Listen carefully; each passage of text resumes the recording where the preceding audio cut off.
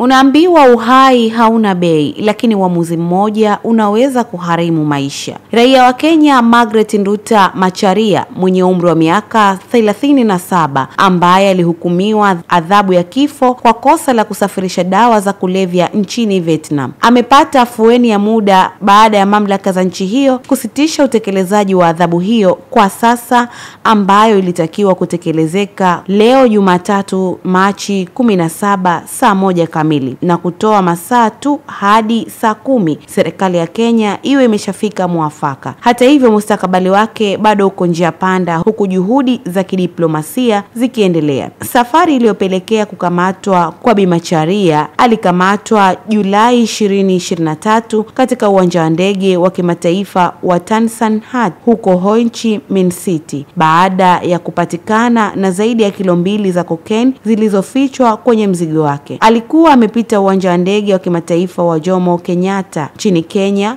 uwanja wa ndege wa kimataifa wa Bole nchini Ethiopia na uwanja wa ndege wa kimataifa wa Hamad nchini Qatar bila kugundulika kabla ya kuingia Vietnam. Kwenye kesi yake, Bi Macharia alidai kuwa alitumwa na mwanamume Mkenya aitwaye John ambaye alimpa dola 1300 sawa na fedha za Kitanzania milioni 3,444,273 kwa ajili ya kusafirisha mzigo huo kwa mwanamke mmoja nchini Laos. Alisema hakuwa na ufahamu kuwa mzigo huo ulikuwa na dawa za kulevya. Hata hivyo, Machi 6, 2025, mahakama ya Vietnam ilimpata na hatia na kumhukumu kifo kwa mujibu wa sheria kali za nchi hiyo dhidi ya dawa za kulevya. Serikali ya Kenya yafanya juhudi za kuokoa kwa maisha yake. Familia ya Bi Macharia ikiongozwa na mama yake Purity Wangui iliomba serikali ya Kenya kuingilia kati na kuokoa maisha yake. Waziri wa mambo ya nje wa Kenya Korir Sing'oei alisema kuwa kesi hiyo ni ngumu na tata, lakini serikali ya Kenya haijakata tamaa katika jitihada za kuhakikisha kuwa raia wao hapotezi maisha yake kwa adhabu hiyo kali. Katika mazungumzo na naibu waziri wa mambo ya nje wa Vietnam Nguyen Minh Hang, na Sing'oei alitoa ombi rasmi na kusitishwa kwa utekelezaji wa hukumu hiyo ili kutoa nafasi ya mazungumzo zaidi. Kufuatilia mazungumzo hayo,